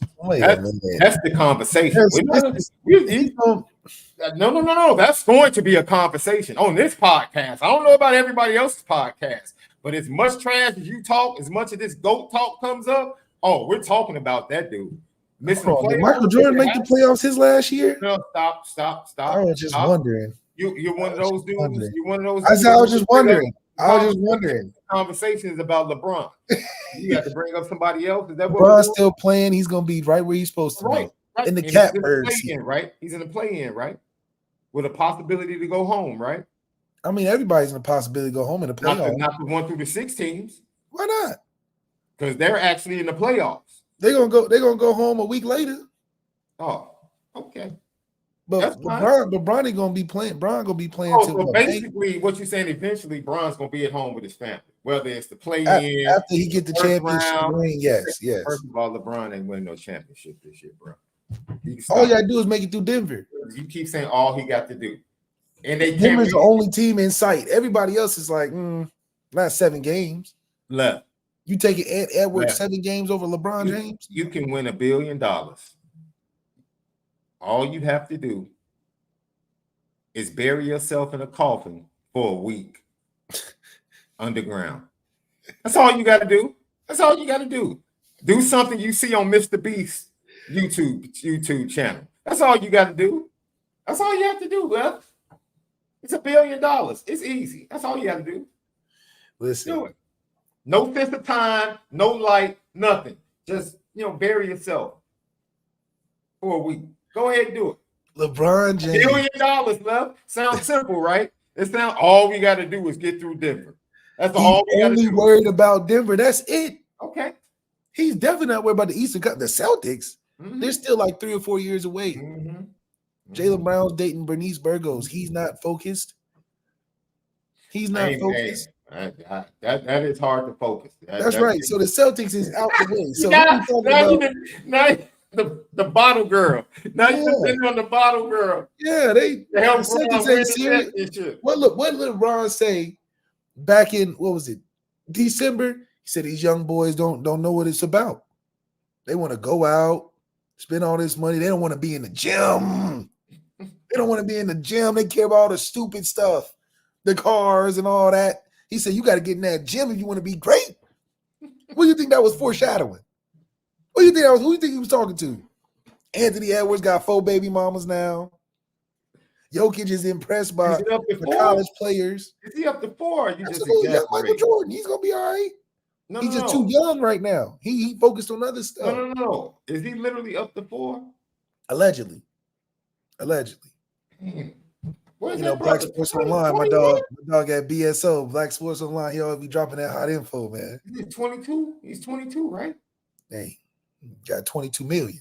Boy, them small decisions, boy, they add up. Hey, tell people about small decisions in life, boy. It's not the small decision, it's social media, man. He got too much access. Oh, that is a small decision, bro.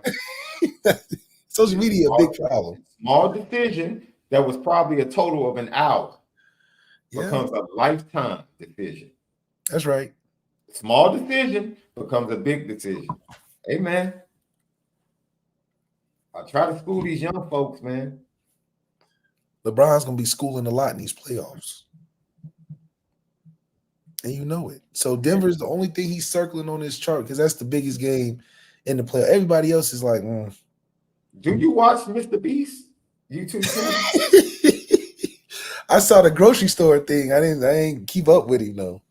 It's amazing to me, man, how many people look, bruh. This dude had 5 million in the pocket. In the pocket. He said, man, look, you're at the end, you have one more challenge. No, he had 50 million. I take that back. 50 million in the pocket. He was going for 100. And the last challenge was like 4 different challenges wrapped up in one. With a dude with a difficulty rate of like had to be the high 90s. And I'm sitting here like, fool, take the money. What are you doing? He denied 50 million for another challenge. Ego, bro. The ego will get to you, bro. Sheesh. What was the challenge though? I'll send you the link. I'll send you the link. Yeah, challenge probably don't even You have to like complete the challenge, but then the end of the part of the challenge is this cookie, and you have to get the symbol baked into the cookie out of the cookie without breaking the cookie. Oh, like Squid Game. Yes. And he broke the cookie. Yes. Because the symbols are intertwined. It's like, man. Man. In the moment, man, that's when the bright lights like, show. yeah, call me petty because I'm always taking the cash. 50 million is hard to deny, though. I might have the number wrong. But it was definitely half of what he would have gotten if he completed the task. So consider me petty. You want to tell me I have a give up spirit? That's fine too. I know a lot of people that'll give up for 50 million. So if you want to make a millionaire, and they ask you, and you build it up, are you cashing out? Or are you going for the $1 million prize? So one of my favorite shows was, what's the name of the show with the briefcases? Oh, How to Make a Deal. Yeah. Oh yeah, that's a good show too. See, that'd be hard for me. And old boy would call down with the little. Yeah, he called down and say, "I'll make a deal for you." You're gonna be like, "I'm like taking it." You ain't trusting your luck on picking them boxes. Do you trust luck, or do you trust? I know you lucky lefty. I know you lucky lefty. I know you're lucky lefty. Do you trust luck or your ability to take money and make money? Okay, that's a hustler spirit. I get that. But if you're in that moment and they like, no. Answer the question. Do you trust your ability to make money, or do you trust luck more? And that's the ability to make money. That's obviously the more stable situation. But this ain't stable circumstance. They telling you, Sean, there's 50 million in this one. Potentially, I don't know in this one. Well, these decisions are a part of circumstance a lot of time, right? Yeah, okay. Circumstances can dictate. I'm blessed. I've been blessed in life. So there is very little panic in me. There's very little panic in me, bro. I'm very comfortable walking out and cashing. Yeah, Dave Chappelle denied the 50 though. Say it again. Dave Chappelle denied the 50 though. Now you're talking about violating your principles. Oh, okay.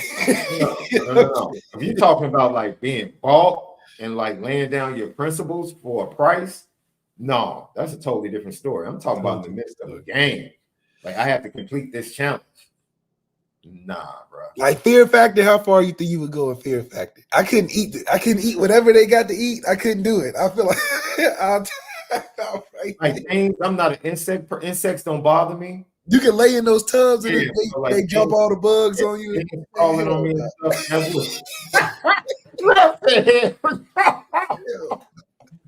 Man, that thing get to crawling on you and getting your eyes and stuff. Oh man, you kidding me? It looked crazy. That's why I'm like, it looked too crazy for me. Height wouldn't bother me. Insects wouldn't bother me. The insects, I mean, eating would definitely be something I would have to overcome. And anything dealing with water is something I'm gonna have to overcome. Okay. Well, they'd be like, oh, you gotta hook the flags on the sinking car kind of thing. Yeah. Anything dealing with water. See that you gotta stay cool though. You gotta stay cool. And I can swim. Dude. I swim in big body waters, all of that. I just have too much respect for water. Okay. I have a lot of respect for water, bro. A teaspoon of water can drown. A what? Man, you take a teaspoon of water down the wrong pipe, you can choke, bro. It's like 1,000 ways to die. That's a medical fact. I'm just saying. Water's a powerful thing, bro. Powerful thing. It's a powerful thing. I can't even get in the shower now. Think about that. What's stopping a tsunami? What? Yeah, nothing. You in trouble. Water's a powerful thing. But they don't go. They only go so far though. It don't matter. Yeah, if you on the coast, whatever they touch, it's a problem. It's a problem. I have profound respect for water. But no, Fear Factor, I could probably get to a point where I would have no problem cashing out. Oh yeah. No problem. Well, okay, do you do part? Oh yeah, you don't bet. So on the parlays and stuff, you'll be like, oh, I bet such and such for $200. Now mid bet, they'll offer you bet money. They'll be like, oh well, if you take the money right now at a $65, you good. You like, no, I want to see this thing ride out. I want to see this thing ride out. I got friends that really get into it, man. And you got some winners now. Man, I just be too mad. Oh, where's the link to the merch shop? Where's the link to the merch shop at, by the way? I can put it up, bro. Yeah. Hey, what you so you not going to Vegas and holding them and folding them? You folding them in Vegas? Yeah. Man, I told you the story about my brother, right? No. Man, this fool. We went to Vegas. This dude got up on blackjack. He was up like a stack. It's time to go home. What we doing? It's time to go where? Time to go home. I'm walking out the whole.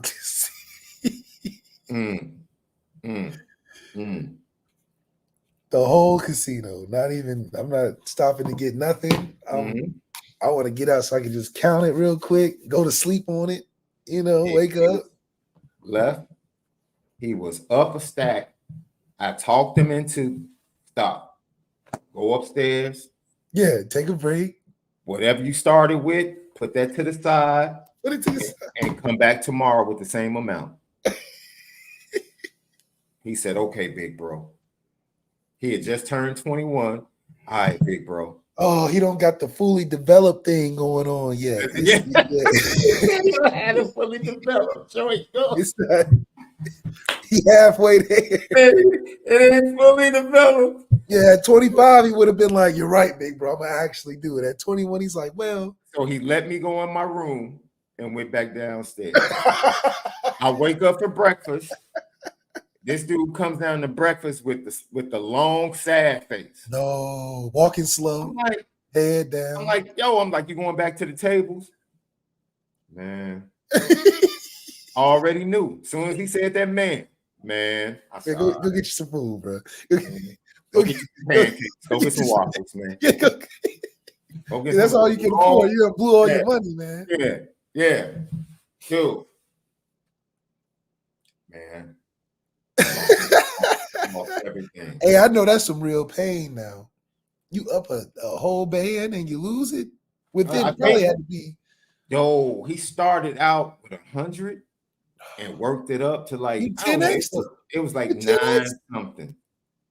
And all I asked him to do was put 800 up and come back with the Just same come 100. back. Yeah. Just put it in your sock in your room Yes. in the suitcase zipped up. I didn't tell him don't play anymore. I didn't tell him that. No. I said just come back tomorrow. I said, dude, because if you stay tonight, the house is gonna get you. The house gonna know. The house is gonna get you. They probably got him within the hour. So he had to sleep on that. I said, now you don't have money to kick it. Yeah. Look at you. You lost your kicking money. Look at that. We got to go have all this fun. Man. You got to stay in the room. What's going on? No, man. That joyride ends real fast, bro.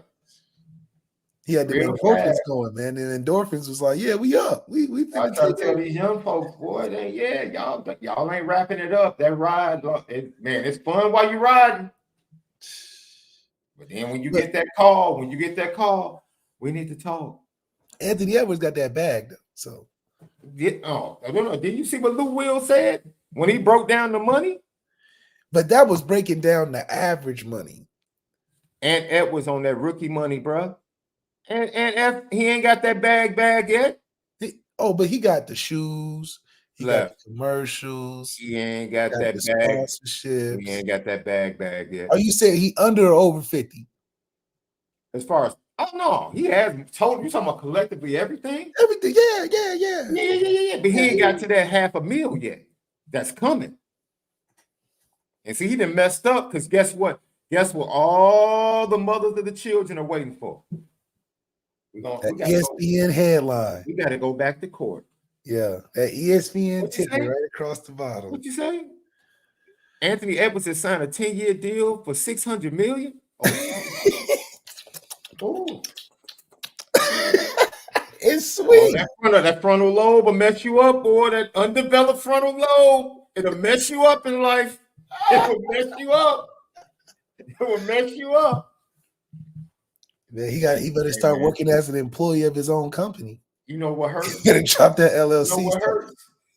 He's gonna sign the contract and feel ecstatic and immediately say, I gotta split this 4 ways. He ain't got to split that. They probably make you pay what? It just depends. If you get a good lawyer, he probably pay $800 a month per baby. What a month? K? If you got a good lawyer, $800 a month. $800K? No. That man ain't paying $800 a month. Man, you need to stop. With the right lawyer? Nah, bro. Ain't no lawyer in the world that's gonna get him to get $800K a month. Stop. I mean, $800 a month? Left, man. I gotta go. It's my prayer time, bro. All right. It's noon. I got to lay it down and pray to my God. That's right. I hear you, brother. No. Go ahead. Talk to the people. Let me do my noon prayer because I'm committed. Go ahead. Talk to the people. Let them know about your boy Ant Edwards. Look, 800, I don't know, man. I think you just got to play it smart. You need to open up an LLC, right? Be an employee for your LLC and then employ yourself. That way they can only see, they ain't going to dig into your personal piggy bank unless if you just telling you this the strategy. Get you the LLC, work for your LLC as an employee and pay yourself. That way on court documents, you got a job. You work for Ant Edwards company. Your salary is only what? A couple hundred? We can't tax it. He ain't got no 800 million. He can't tax that man for that. We got to tax him off of his checks from his job. Just free game, y'all. Free game. But either way, you got that frontal lobe. Just take a break. I feel like, man, if you just drink a cup of water, whenever you're going through this type of decision, put your phone down for 5 minutes, drink your cup of water, and sit there and be like, man, is this the right decision? I think that'll help that frontal lobe develop a little bit more. But social media and life, we moving too fast sometimes. I get it. These girls is these creative players out here, and you ain't got nothing but space and opportunity. You had a good game. They're going to be whispering them sweet nothings in your ear, Ed Edwards, and what you going to do? What can you do? So it's a tough game out here, man. Get you some OGs, get you some grown folks around you. But man, it's hard to say, hard to make a lot of decisions when you got that much money now. Yes, sir. Hey, man, wherever you are, you can feel free to join us, man. If you are people of faith, man, every day we're committing to going into prayer at noon. As soon as noon hits, enter into prayer. This week, our theme is coming against the spirit, the lust spirit, bro. Oh man, good topic. Lust is not always about sex. You lust after things that have nothing to do with sex, man. You can lust after your own selfish ways and really not enter into what allows you to be blessed, which most of the time is pouring into others. That's right. Pouring into others, all that matters. What's the biggest thing that's missing that we grew up with in our culture and our community? Cul-de-sacs. You stupid, man. You stupid, right? Community centers, cul-de-sacs, neighborhoods. That cat, you just touched on it. That cat, Malik Detour Zaire, boy. You have a serious conversation going, and this cat left with just seriously though. I feel like that matters. Community, neighborhoods, whether it's church, people don't feel community, man. And how do you expect people to get free? Right? Because that's the purpose of ministry, to allow people to get free. But then after you get free, you have to stay free. That's right. That's the challenge. Even for people that have been incarcerated. You serve your time, you get out. The challenge is, man, how do I stay out? Like, man, how do I become this new person? And when you have a community, it helps. And I think that community, you said community centers that we used to have in the neighborhood. We don't have them. Those anymore, yeah. Have many more. Those social services that used to help. I don't care where you reside politically. Like, dude, are you that hardened where you don't feel like your taxpayer money should help somebody else that's in need? No, everybody has to fend for themselves. Like, come on, man. Even Jesus said, "Leave some for the gleaner." But if you're not getting it spent on helping the community, I mean, you definitely wasted money then. Man, look, I just believe everybody has a heart somewhere. So I don't care how hardened you are. Do you know how long it takes for your heart to be hardened, bro? You know how many plagues it took to harden the heart of Pharaoh? Well, God hardened Pharaoh's heart. Yeah, with what? Plagues, bro. Like, a lot has to happen for your heart to get to that place, bro. A lot has to happen. Left is the most happy-go-lucky person in the world. You know how much you have to do to this dude for him to be like, I can't stand it.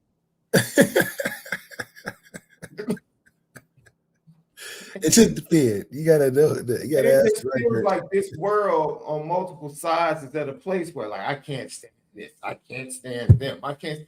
How did we get to this place, bro? It always existed. It didn't just happen overnight, bro. It's a collection of things, man, that has brought us to this space. And it's really not a good space, man. It's really not. I think everyone knows we're not going to agree on everything. But we don't have to dislike and hate. And man. So yeah, join us noon. Man. Enter into prayer. And if you're in the Chicago area, every Wednesday is Big Wednesday, Big Prayer Wednesday. 929 East 103rd, man. Feel free. Come on in. Be part of the community. Church affiliation has nothing to do with it, man. Come on in. Man, let me tell you something. Let me tell you how interfaith works, bro. My nephew, we fast in January, right? My nephew, without being of the Muslim faith, said, you know what? I want to continue fasting. And since our fast is over, he was like, I'm going to do what they do for Ramadan. I'm not eating until the sun goes down. He was like, it has nothing to do with, he said, I just want to continue strengthening myself. So he's like, I'm going to take their parameters and I'm going to do it. Because our fast is liquid, one meal. he was like, yo, I want to take it to the next level. I was proud of my nephew. Yeah. I didn't hit him with, hey, what you trying? You trying to go? He was like, no. He was like, yo, I just respect. He was like, yo, I want to try that. You know what I'm saying? Some people would have hit him with, you can't do that. Why you doing? Nah, man. He was like, dude, don't worry about that. He's like, I'm locked in over here. He said, but dude, I want to try that. He's like, that parameter, I've never tried that. Yeah. I want to see how that goes. And man, every Sunday we eat at my mom's house, big meal. This past Sunday, it was steak and potatoes off the grill, bro, with salmon. My brother does a phenomenal salmon, bro. Full body salmon, not these cut up pieces, the full body. Oh, yeah, filleted and all. Hey, he seasons it with the lemons and the garlic, and man, he does it up. My nephew comes downstairs, everybody's eating. He went back upstairs. Oh, man. He came downstairs. He came downstairs and he said, hey, can y'all make my plate and put it to the side? This is around a little extra butter and garlic toast. And he went back downstairs. It was about 6 o'clock. We heard him coming down the stairs. And he ate. Amen. And I sat and I said, is there anything left? Yeah. Okay. Yeah. He had a full ribeye, a nice piece of fish. Yeah. Okay. Yeah. Apple pie, everything. Yeah, he had everything. Fresh rolls, all of that. That's right. That's right. Oh, y'all was doing it big over there, sound like. Yeah. So, it's not that's community, man. That's community. I have cousins, bro, that are deep in the nation. I'm talking about FOI. Are they Muslims? Yeah. I'm gonna stop being their cousins. I can't rock with you. I can't have a conversation with you about family, community, because our gods are not the same. Come on, that's what I'm saying, man. Like, dude, we set up these lines that keep us apart. But it's like, yo, if that makes him better, if that makes him a better person, he has to answer at the end of the day. I'm not about to sit up here and debate, bro. No debating. No, I got too much love, bro. I got too much love. I'm wasting time, dude. That's right. I kick it with my cousins twice a month. I come kicking it casual, and they come in their bow ties, bro. That's fine with me. And we sit up, we talk sports. They talk trash because they bandwagon Alabama fans. Oh my goodness. Bandwagon, the most bandwagon fans. That's gonna be the hardest fall off. I'm talking about J. Cole's fall off album. That's the fall off right there. Alabama fans. Right. Oh man. Give it 2 years. You're gonna worse be like than the Clemson fall off. Worse than by far, because their expectations really high. And that's wrong for Kalen DeBoer to have to go through that. But listen, all the bandwagon fans gonna fall off the top. You know, they're gonna start, and they're gonna see Kalen DeBoer come back in the week 7 saying, you better get us now because we're gonna be good in the next 5 years. Yeah. I'm telling you, I'm already predicting what's gonna happen. Alabama gonna go through a drastic change. Yeah. They ain't built like that. We built like that. We can last 25 years without a championship and still be right on the cusp of the greatest college football fan base. Always. No, it's gonna be a shortage in funding if they go 3-4 years without. Yeah, bro. Alabama gonna look like a real Southern state. All those nice amenities gonna go by the wayside. He said the players gonna be coming down there for business. Like, what? Yeah. What's going on? Why is the grass so high? What? Yeah.